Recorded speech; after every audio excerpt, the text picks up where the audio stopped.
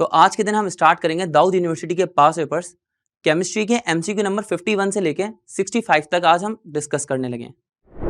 MCQ number 51 के अंदर देखते हैं एमसीक्यू नंबर 51 के अंदर क्या पूछा जा रहा है। तो एमसीक्यू नंबर 51 के अंदर हमसे पूछा जा रहा है the process in which a solid directly converted into a gaseous state. वो प्रोसेस जिसमें एक सॉलिड डायरेक्टली कन्वर्ट हो जाता है गैसियस स्टेट में, कोई लिक्विड स्टेट दरमियान में नहीं आती, उस प्रोसेस को क्या कहा जाता है? तो उस प्रोसेस को कहा जाता है सब्लिमेशन। सब्लिमेशन हम इसको थोड़ा डिटेल में समझते हैं। अगर सॉलिड से गैस में ट्रांसफर हो रहा है तो यह प्रोसेस कहलाता है सब्लिमेशन। और अगर मान लें कि सॉलिड से लिक्विड में ट्रांसफर हो रहा है तो इस प्रोसेस को कहा जाता है मेल्टिंग। और बाकी सब चीज़ें हम साथ साथ डिस्कस करते चलेंगे। आई होप कि ये सारी चीज़ें आपको पता ही होंगी। अगर हम लिक्विड से गैस में जाते हैं तो इस प्रोसेस को कहा जाता है बॉइलिंग। अगर गैस से लिक्विड में आते हैं, गैस से हम लिक्विड में आते हैं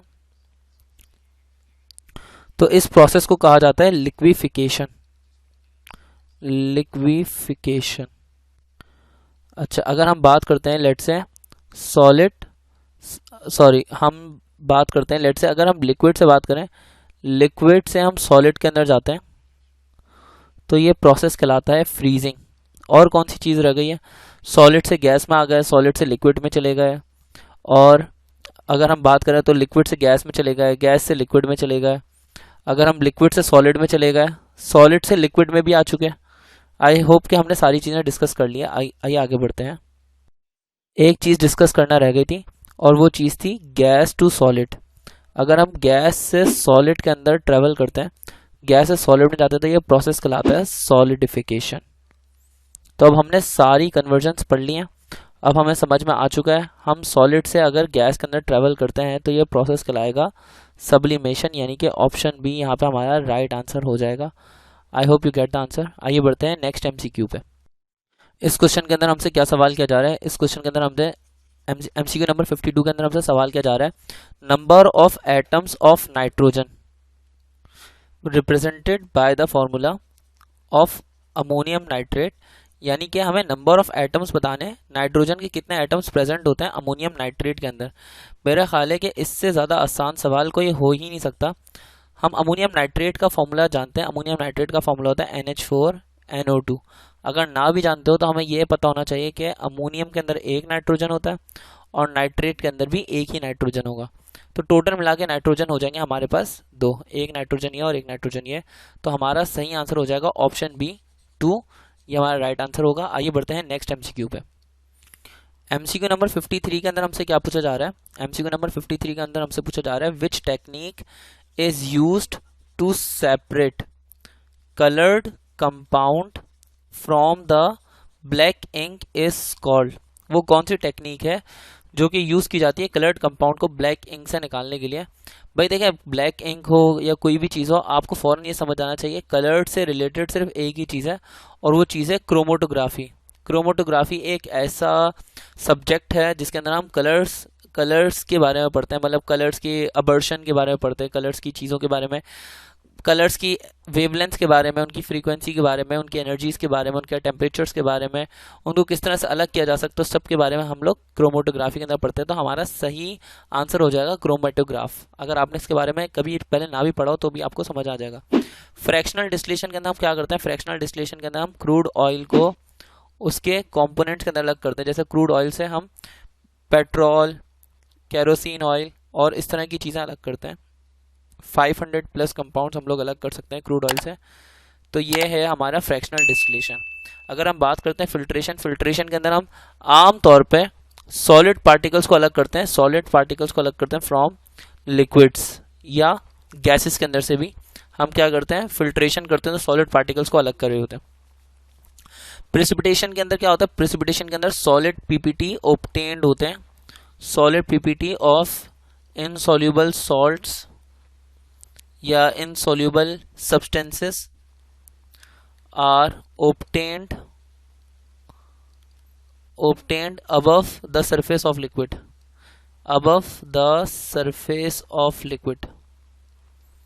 तो ये है हमारा प्रेसिपिटेशन की डेफिनेशन। अब ये तीनों डेफिनेशन के अंदर कहीं पे कलर्स का ताल्लुक नहीं आ रहा, तो ये तीनों ऑप्शंस तो गलत हैं। आप रॉन्ग ऑप्शंस को एलिमिनेट करके भी सही ऑप्शन तक पहुंच सकते हैं। आई hope you get the answer. आइए बढ़ते हैं नेक्स्ट एमसीक्यू की तरफ। एमसीक्यू नंबर 54 के अंदर हमसे क्या कहा जा रहा है? एमसीक्यू नंबर 54 के अंदर हमसे कहा जा रहा है कि crystalline form of allotropes, crystalline form of allotropes are, जो एलोट्रॉप्स की क्रिस्टलाइन फॉर्म होती हैं उनमें क्या चीज़ सेम होती है? वो फिजिकली सेम होते हैं या केमिकली सेम होते हैं या समटाइम सेम होते हैं, समटाइम डिफरेंट होते हैं, या डिपेंड करता है हर सब्सटेंस के लिए अलग अलग। तो भाई देखें, अगर हम एलोट्रॉप्स की क्रिस्टलाइन फॉर्म की बात करें, मान लीजिए कि मैं बात करता हूँ, मैं यहाँ पे बात कर लेता हूँ कार्बन की। तो कार्बन की 3 एलोट्रॉप्स है, कार्बन के 3 एलोट्रॉप्स हैं। एक है डायमंड, दूसरा है ग्रेफाइट और तीसरा है बक्की बॉल्स। तो अगर हम इनकी फिजिकल प्रॉपर्टीज की बात करें तो डायमंड बहुत हार्ड है और ग्रेफाइट जो है वो बहुत सॉफ्ट है, और बक्की बॉल्स भी कोई हार्ड नहीं है, ये भी सॉफ्ट या मॉडरेट के अंदर आती हैं। तो हमें ये तो समझ में आ गया कि ये फिजिकल प्रॉपर्टीज तो इनकी सेम नहीं है। फिर डायमंड ट्रांसपेरेंट होता है, डायमंड का कोई कलर नहीं होता ओरिजिनल डायमंड का। ग्रेफाइट और बक्की बॉल्स जो होती हैं वो ब्लैक कलर की होती हैं। फिर इनके टेम्परेचर में, इनके मेल्टिंग पॉइंट में भी डिफरेंसेस हैं, रिफ्रैक्टिव इंडेक्स में भी डिफरेंस है। इसका मतलब ये फिजिकली सेम तो नहीं हो सकते, अलग अलग है। अब फिजिकली सेम नहीं हो सकते, अब हम बात करते हैं केमिकली सेम होते कि नहीं होते। तो सबसे पहले हम इनकी केमिकल प्रॉपर्टीज के बारे में डिस्कस करते हैं। देखें, केमिकल प्रॉपर्टीज का मतलब यह है कि इनके वैलेंस शेल में कितने इलेक्ट्रॉन है, किन किन चीज़ों से रिएक्ट कर सकते हैं, किन किन चीज़ों से रिएक्ट नहीं कर सकते, वगैरह वगैरह। तो अगर हम बात करते हैं इनकी केमिकल प्रॉपर्टीज की, तो दोनों ही कार्बन से बने। अगर हम ग्रेफाइट की बात करते हैं तो लेट से ग्रेफाइट भी कार्बन से बना है और डायमंड भी कार्बन से ही बना है। इनका केमिकल फॉर्मूला भी सेम है, कोई इनके अंदर चेंजिंग नहीं है, तो इसका मतलब ये केमिकली सेम हो गए। अगर आपको ऐसे समझ में नहीं आया तो आप रोम्बिक सल्फर और मोनोक्लिनिक सल्फर की तरह बात करते हैं। रोम्बिक सल्फर और मोनोक्लिनिक सल्फर की हम यहाँ पर एग्जाम्पल ले सकते हैं। तो रोम्बिक सल्फर और मोनोक्लिनिक सल्फर दोनों का फॉर्मूला क्या होता है? दोनों का फॉर्मूला होता है S8। दोनों केमिकली सेम है। इनकी ये किस किस चीज़ में डिजोल्व हो सकते हैं, किस किस चीज़ में डिजोल्व नहीं हो सकते, किन चीज़ों से रिएक्ट कर सकते हैं, किन चीज़ों से रिएक्ट नहीं कर सकते, ये कुछ सब कुछ सेम है, लेकिन ये फिजिकली अलग अलग है। जैसे रोम्बिक जो है वो पेल येलो कलर का है, रोम्बिक पेल येलो कलर का है, और जो मोनोक्लिनिक है वो डार्क येलो कलर का है। रोम्बिक की शेप जो है वो रिंग लाइक फॉर्म के अंदर होता है, ये रिंग लाइक स्ट्रक्चर के अंदर होता है। वो मोनोक्लिनिक जो होता है ये निडल लाइक स्ट्रक्चर के अंदर होता है। इसका मतलब इनकी फिजिकल प्रॉपर्टीज सेम नहीं है। हाँ, इनकी केमिकल प्रॉपर्टी सेम होती है, तो हमारा सही आंसर होगा option B. Some time same और सम टाइम डिफरेंट, ये एक बेतुका ऑप्शन है, ये ठीक नहीं होगा और हर सब्सटेंस के ऊपर डिपेंड नहीं करता, तो ये वाला ऑप्शन भी हमारा रॉन्ग ऑप्शन है। आइए बढ़ते हैं नेक्स्ट एमसीक्यू पे। एमसीक्यू नंबर 55 के अंदर हमसे क्या पूछा जा रहा है? Alpha rays are, alpha rays के ऊपर क्या होता है? अल्फा रेस के ऊपर डबल पॉजिटिव चार्ज होता है। अगर हम अल्फा रेस की बात करेंगे तो अल्फा रेस का चार्ज होता है +2 और उनका मास होता है 4। तो अल्फा रेस के ऊपर डबल पॉजिटिव चार्ज होता है, यानी कि ऑप्शन डी हमारा राइट आंसर होगा कि alpha rays are double positive charge particles. अगर हम साथ में ही लगे हाथों बात कर लेते हैं बीटा रेस की, तो बीटा रेस के ऊपर चार्ज होता है -1 और इसका मास होता है 0। और अगर हम गैमा रेस की बात करते हैं तो गैमा रेस के ऊपर 0 चार्ज और 0 मास होता है। अभी अल्फा रेस की बात हो रही थी, तो ऑप्शन डी हमारा राइट आंसर होगा। आई hope you get the answer. आइए बढ़ते हैं नेक्स्ट एमसीक्यू पे। एमसीक्यू नंबर 56 के अंदर हमसे क्या पूछा जा रहा है? एमसीक्यू नंबर 56 के अंदर हमसे पूछा जा रहा है, in an atom no 2 electrons can have the same set of 4 quantum numbers. यहाँ पर एक वर्ड मिसिंग है स्टेटमेंट का, वो है 4। मैं लिख देता हूँ यहाँ पर 4 क्वांटम नंबर्स। कोई भी दो इलेक्ट्रॉन एक एटम के चारों क्वांटम नंबर सेम नहीं रख सकते। ये किसकी स्टेटमेंट है? तो ये स्टेटमेंट है पॉली की। तो सही आंसर हो जाएगा पॉलीज एक्सक्लूजन प्रिंसिपल।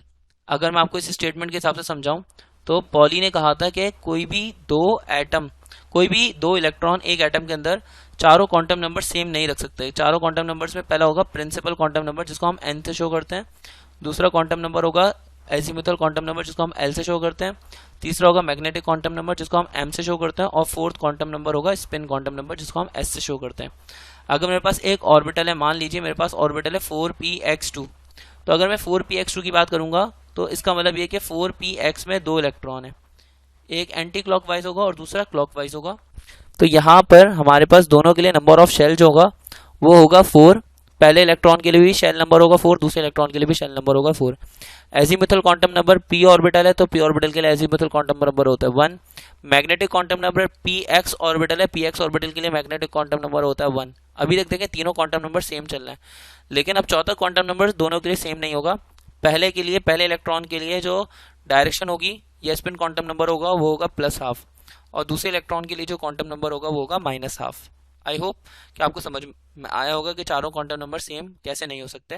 इसी तरह से अगर हम बात करते हैं लेट से 4p के अंदर एक इलेक्ट्रॉन है लेट से, और हम 4p ऑर्बिटल है हमारे पास, 4px है मान लीजिए, और एक और है हमारे पास लेट से 3s। तो अब देखें इनके चारों क्वांटम नंबर्स कैसे सेम नहीं हो सकते। देखें अगर हमारे पास 4p ऑर्बिटल की बात हो रही है, 4px ऑर्बिटल की बात हो रही है, तो इसके लिए n की वैल्यू हो गई 4, वहाँ पर n की वैल्यू हो गई 3। यहाँ पर px ऑर्बिटल है तो l की वैल्यू हो जाएगी 1, और वहाँ पे s ऑर्बिटल है तो l की वैल्यू 0। यहाँ पर मैग्नेटिक क्वांटम नंबर जो होगा वो हो जाएगा -1, और वहाँ पे मैग्नेटिक क्वांटम नंबर होगा 0। अभी तक देखें तीनों ही चीज़ें सेम नहीं चल रही। अब यहाँ पर अगर स्पिन दोनों का +12 हो भी, यहाँ पे भी स्पिन +12 हो, तो क्या फ़र्क पड़ता है? कोई फ़र्क नहीं पड़ता। एक क्वांटम नंबर सेम हुआ, 3 क्वांटम नंबर्स डिफरेंट हो गए। पॉलीज बोलता है कि चारों क्वांटम नंबर्स एग्जैक्टली सेम नहीं हो सकते हैं, 3 तक सेम हो सकते हैं, 3 से ज़्यादा सेम नहीं हो सकते हैं। आई hope you get the answer. आइए बढ़ते हैं नेक्स्ट एमसीक्यू पे।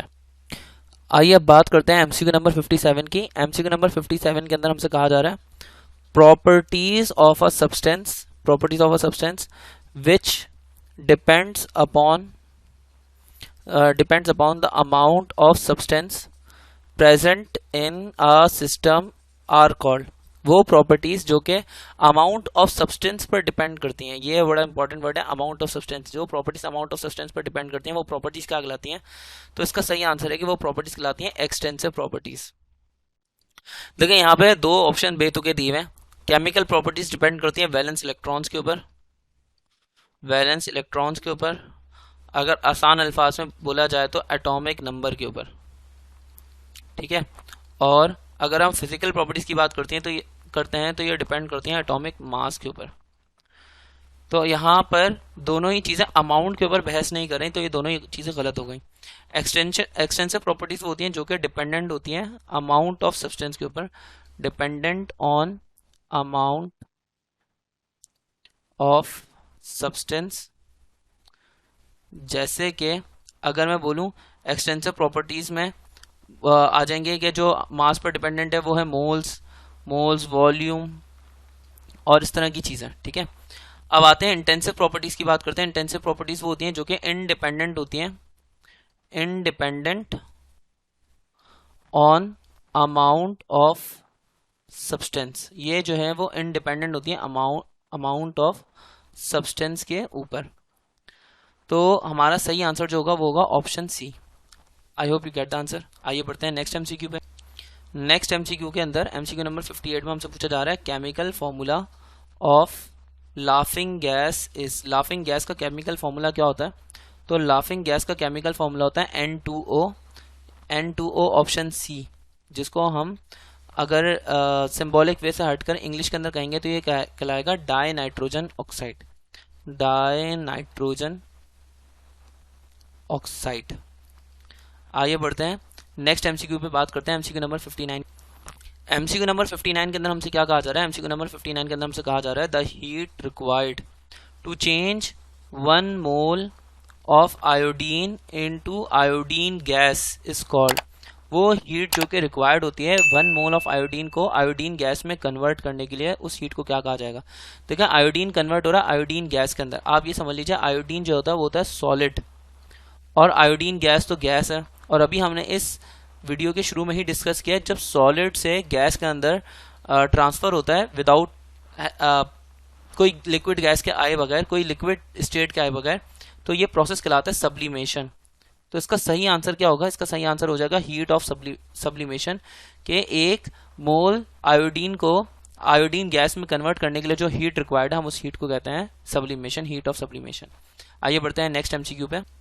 एमसीक्यू नंबर 60 के अंदर हमसे कहा जा रहा है in the electrolysis of cupric chloride the substance liberated at the anode is called, यानी कि जब हम क्यूप्रिक क्लोराइड की इलेक्ट्रोलिसिस करेंगे तो वो सब्सटेंस जो कि लिबरेट होगा एनोड पर, उस सब्सटेंस को क्या कहा जाएगा।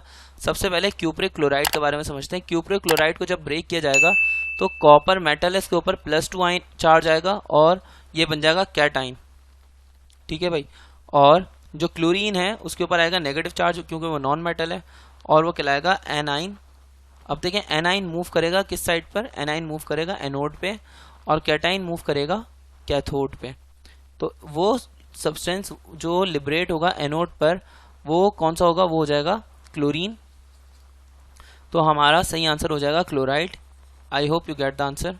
आइए बढ़ते हैं नेक्स्ट एमसीक्यू पे।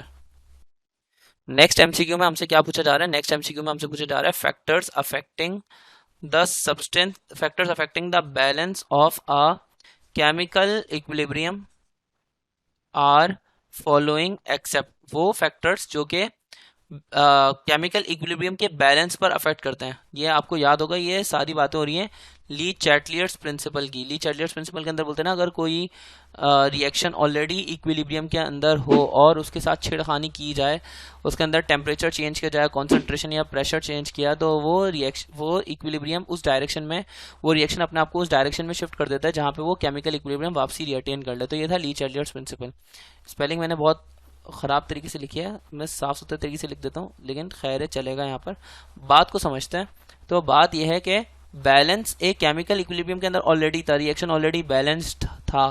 फिर उस बैलेंस केमिकल इक्विलिब्रियम में कौन कौन से फैक्टर्स अफेक्ट करते हैं, तो उसमें कॉन्सेंट्रेशन अफेक्ट करता है, टेम्परेचर अफेक्ट करता है और प्रेशर अफेक्ट करता है। कैटलिस्ट भी अफेक्ट नहीं करता। तो उन्होंने पूछा कि वो फैक्टर बताएं जो कि अफेक्ट नहीं करता इन चारों में। तो इसका सही आंसर हो जाएगा option C, enthalpy.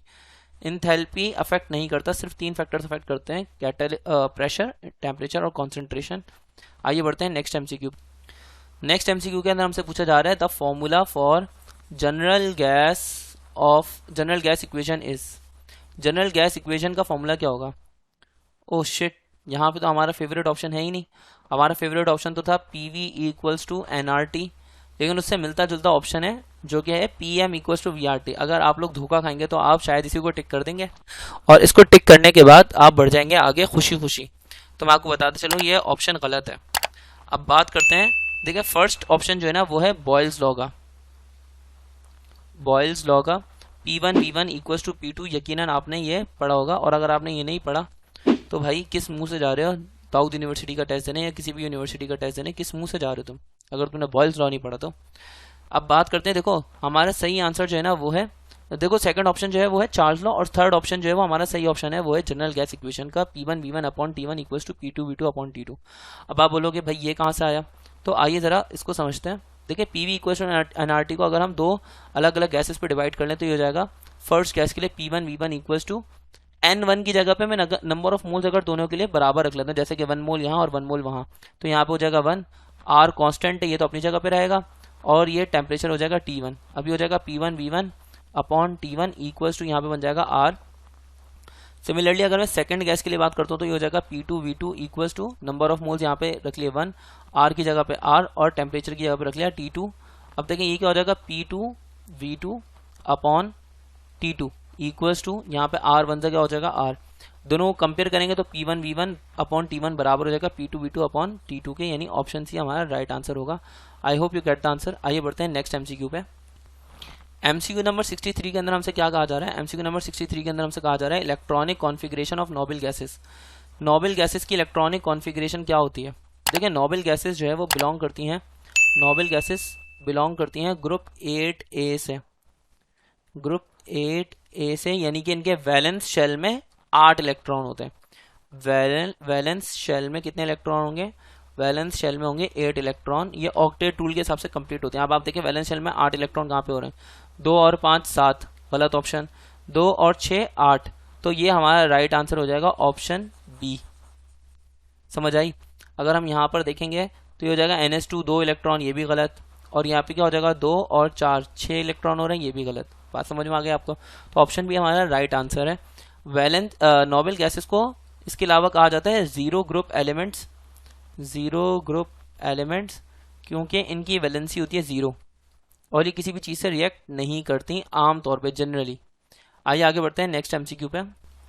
Next MCQ के अंदर हमसे पूछा जा रहा है एमसीक्यू नंबर 64 के अंदर, the electronegativity of the element is increased. Electronegativity element की, किसी भी एलिमेंट की इंक्रीज होती है डाउन द ग्रुप या left to right, across a period या अक्रॉस अ पीरियड या none of the above.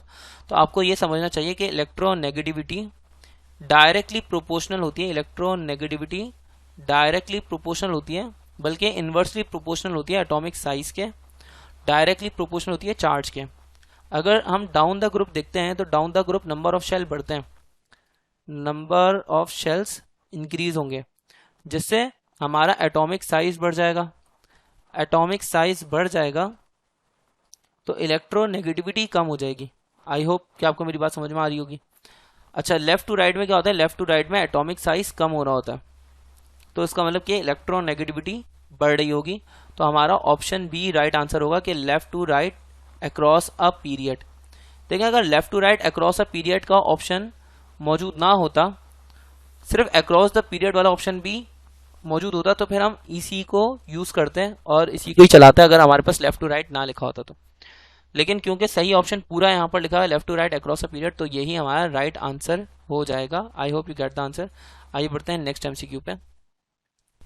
MCQ number 65 के अंदर हमसे क्या कहा जा रहा है? एमसीक्यू नंबर 65 के अंदर हमसे कहा जा रहा है which of the following is the most stable allotrope of sulphur.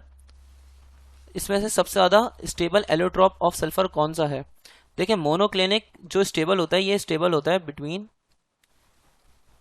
95.5 degree centigrade to 119 degree centigrade. अब ये रूम टेम्परेचर नहीं है, अगर 95.5 डिग्री सेंटीग्रेड से ज़्यादा होगा तभी जाके ये स्टेबल होगा। अब हमारे पास तो नॉर्मली रूम टेम्परेचर चल रहा होता है, इसका मतलब ये रूम टेम्परेचर पर स्टेबल नहीं है, तो मोनोक्लिनिक हमारा सही आंसर नहीं होगा। रोम्बिक सल्फर जो है वो हमारे ऑर्डिनरी, ये कहलाता है ऑर्डिनरी सल्फर, ये ऑर्डिनरी टेम्परेचर के ऊपर स्टेबल होता है, तो ये मोस्ट स्टेबल फॉर्म है। रोम्बिक सल्फर जो है ये मोस्ट स्टेबल फॉर्म है। ये कहाँ से कहाँ तक स्टेबल होती है? ये होती है 0 डिग्री सेंटीग्रेड से लेके 95.5 डिग्री सेंटीग्रेड तक ये स्टेबल रहती है। तो हमारा सही आंसर जो हो जाएगा वो हो जाएगा रोम्बिक सल्फर। प्लास्टिक सल्फर जो है वो तो एमॉर्फस सल्फर है और ये इतना ज़्यादा स्टेबल नहीं होता, बल्कि तो इसको तो रोम्बिक सल्फर को बहुत ज़्यादा हीट करके, उसको बॉईल करके, जब वो लिक्विड में कन्वर्ट हो जाए, मोल्टेन लावा हो जाए, उसके बाद उसको कोल्ड वाटर के अंदर पोर करके फिर ये प्लास्टिक सल्फर बनाया जाता है इलास्टिसिटी के साथ में। तो ये इतना ज़्यादा स्टेबल नहीं होता। इसकी प्रिपरेशन आप पढ़ेंगे तो आपको ये और ज़्यादा अच्छे से समझ में आएगा। फिलहाल इसके लिए इतना बोल देते हैं कि ये ऑप्शन सी राइट आंसर नहीं है। एमॉर्फस सल्फर ये भी राइट आंसर नहीं है, क्योंकि एमॉर्फस सल्फर प्लास्टिक सल्फर को ही कहा जाता है। उम्मीद है कि ये एमसीक्यूज आपके लिए मददगार साबित हुए होंगे। अगर आप यहाँ तक आ ही चुके हैं तो इसका मतलब यह है कि आपको हमारा कंटेंट पसंद आ रहा होगा। अगर आपको हमारा कंटेंट पसंद आता है तो आप हमारे चैनल को सब्सक्राइब कर लीजिए और साथ साथ में बेल आइकॉन को भी प्रेस कर लीजिए। वीडियो को लाइक करना मत भूलना। मिलते हैं आपसे नेक्स्ट वीडियो में। अपना ख्याल रखें। अल्लाह हाफिज।